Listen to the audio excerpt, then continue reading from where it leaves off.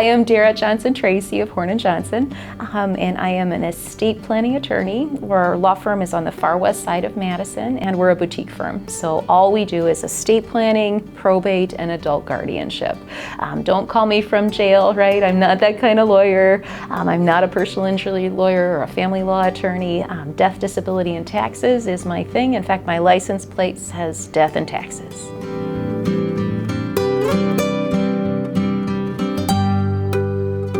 Janice and I have known each other for over a decade. In a professional networking setting is how we started. Back in 2013 or 2014 is when we met. And we just really enjoyed each other's company, and so we did business together. And then over the years I met her wife Callie, and my husband Brandon Tracy, he actually owns a martial arts academy called Superhero Martial Arts, where he works exclusively with children and young adults with various disabilities. And so Brandon and their daughter Morgan, they worked together for a number of years. And so Janice, Kelly, Morgan, and Mackenzie and I go way back as a family, both of our families together.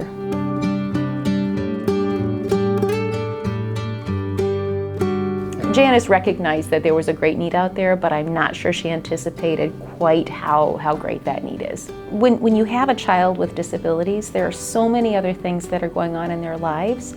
Estate planning is something that tends to fall to the back burner just because no one wants to think about death, disability, what happens when you're gone, right, and how your child is going to be taken care of. So I think that at some point when families realize they need to have something in place, they've gone for so many years just keeping their heads above water with day-to-day life that they don't know a whole lot when they come to me. They know that they need something, but they don't know what that something is.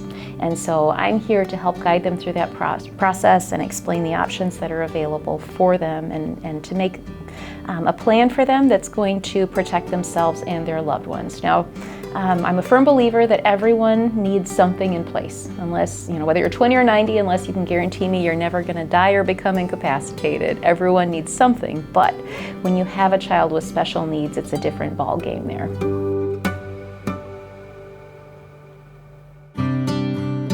So you can never, for obvious reasons, name a person who has disabilities, who may be receiving various public benefits now or in the future. You can't name them as a direct beneficiary of a life insurance policy or of a bank account. You can't leave them real estate because that could disqualify them. It would disqualify them for the benefits that they're entitled to receive.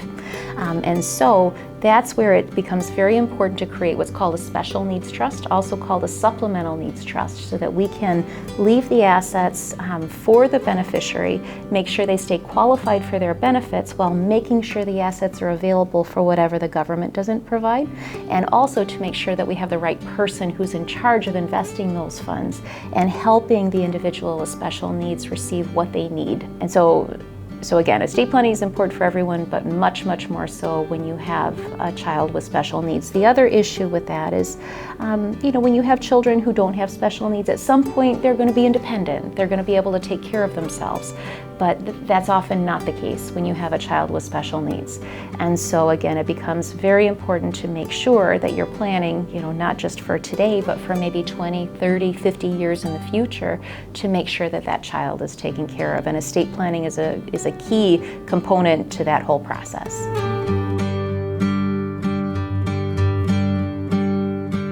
Guardianship is another side of the coin.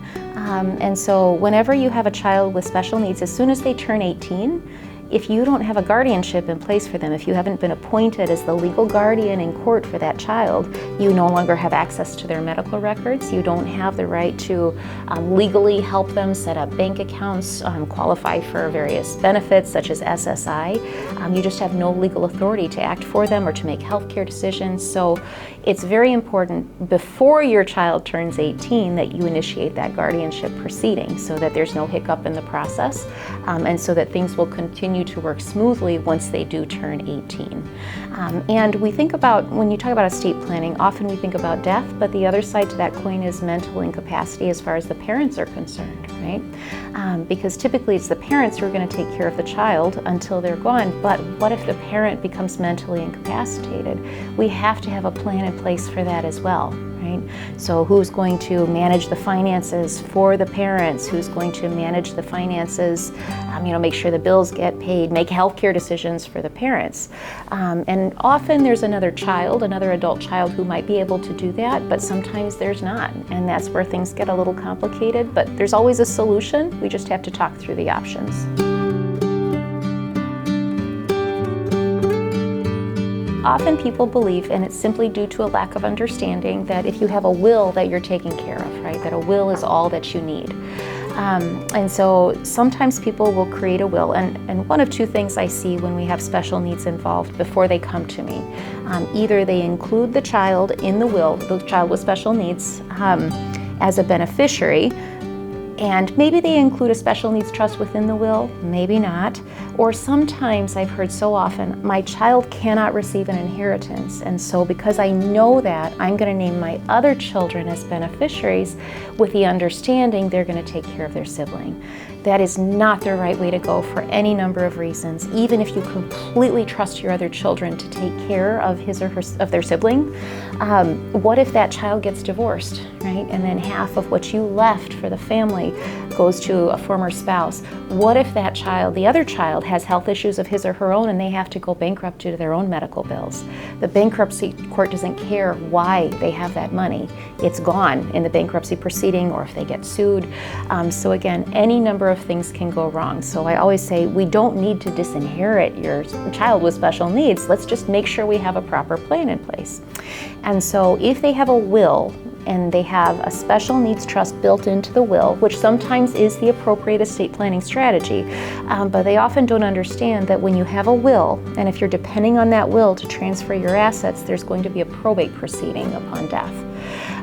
It's not the end of the world, but it's a pain for whoever has to deal with it. And whenever you're in court, I'll just say nothing happens quickly, cheaply, or privately. It's simply the nature of the beast, right?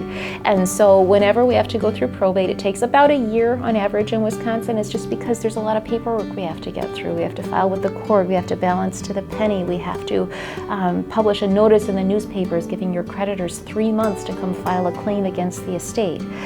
And so it takes a long time. It's expensive. So for the pleasure of using the probate process, the courts charge us $2 per thousand based on the value of assets going through probate, which doesn't include the attorney's fees, which are going to be in the thousands, because if we're talking about a court proceeding that's going to go on for a year, here in Madison, attorneys charge between $300 and $500 an hour, so it adds up. And so the attorney's fees will be in the thousands, not including publication expenses or any other out-of-pockets. And then one of the most distasteful parts of probate is that it's all public. We have open records laws in Wisconsin. And so whenever you have a court proceeding, with very few exceptions, and probate is not one of those exceptions, right? Anybody could go online, see exactly how much your children inherited, names, addresses, it's all out there with a click of a keyboard, right?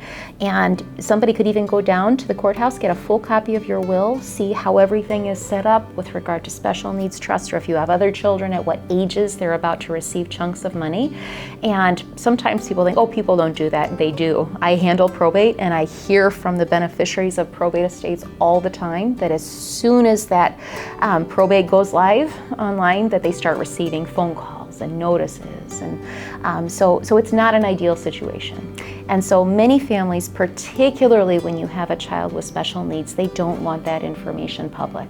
And so a really nice way, and again, I'm not the type of an attorney who says everyone needs a revocable living trust, but it can be a really nice option for families who are interested.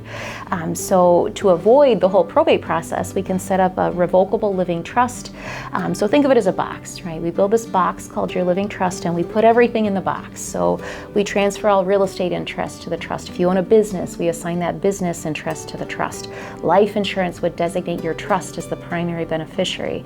We assign all personal property to your trust. Future vehicles might be purchased in the name of the trust. Bank accounts are assigned to the trust. Now, Check numbers don't change, account numbers don't change. It doesn't affect direct deposits or withdrawals. I wouldn't do that to you, right? I'd have angry clients if I did. The only difference is the account statement shows that the account is owned by a trust instead of by you individually. Any non-retirement stocks, bonds, investments, those also get assigned to the trust. Retirement is a little bit different because we have to be careful with that tax-deferred component. So for whether it's an IRA, a 401k, 403b, whatever it is, those stay in your individual name. We keep your spouse as the primary beneficiary if you're married for tax reasons, and then your trust can be the contingent beneficiary. So we build the box, we put everything in the box except for retirement, which gets there in the end through beneficiary designations. And the parents can be their own trustees. They do whatever they want with the assets in that trust. But whatever they choose to leave in the trust is going to be protected, right? So we build the trust, we put everything in the trust, and then when the first death hits, assuming they're married, if they're not married, it just goes directly right to the beneficiaries. Everything can flow through to a survivor's trust at the time of the first death for the surviving spouse, very simple. And then when both parents are gone, whoever they designate as the successor trustee, if they have a will and it's an executor or a personal representative, we have that probate proceeding because it's the only way to get the assets to the special needs trust if it's in a will. But with a trust, it's all private. So all they need is the trust document, the death certificate. The trustee privately, quietly, and quickly pulls it all together, pays the final debts and expenses, burial, funeral, medical, instant access to that life insurance if they have life insurance, files the final tax returns, and privately, quietly, and quickly distributes to the beneficiaries, including that special needs trust, which is going to be completely private. No one will have any idea how much you were worth or who got what.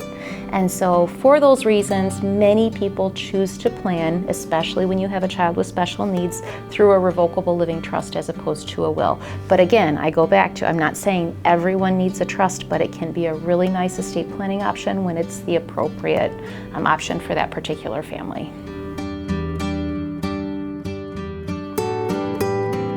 One other thing I want to mention with regard to trusts is sometimes it is appropriate to also have a standalone special needs trust during your lifetime for the child who has special needs. And the main reason you might want to do that is sometimes you have other relatives, maybe grandparents or aunts and uncles, who want to leave money when they're gone to your child, but they also know that you can't name that child as a direct beneficiary.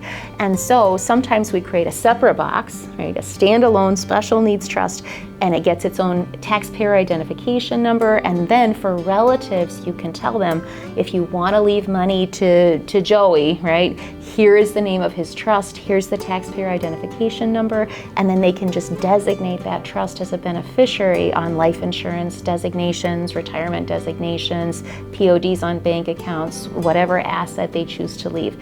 And then it's fully protected. Again, Joey won't get disqualified from any benefits. Maybe his parents are in charge of the money, and then when they're gone, they have all the successors in place for that trust as well. So again, estate planning, it's not about fill in the blank documents, and that's, I think, the main thing that I want people to understand. It's so much more than that, because it depends on the needs of each specific family and that family's circumstances. And one final thing that I'd like to mention is, when we're talking about estate planning, it's complicated, right? And so I would just recommend not going to a general practitioner who does a little bit of everything, because, and I've worked for general practitioners in the past, years ago when I was a paralegal. You know a little bit about many different areas of law, but not a whole lot about any particular area of law, right? Like I said in the beginning, don't call me from jail, right? I'm not a criminal attorney. You don't want that. You also don't want me to handle your kid's divorce. Estate planning is what I do. And so whichever attorney you decide to work with, make sure you're working with a true estate planning attorney who understands all the pieces to the puzzle that we've been talking about today.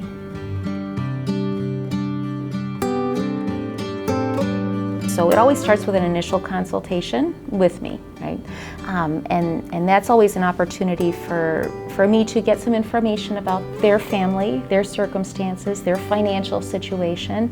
Like I said, other family members, other children who are involved.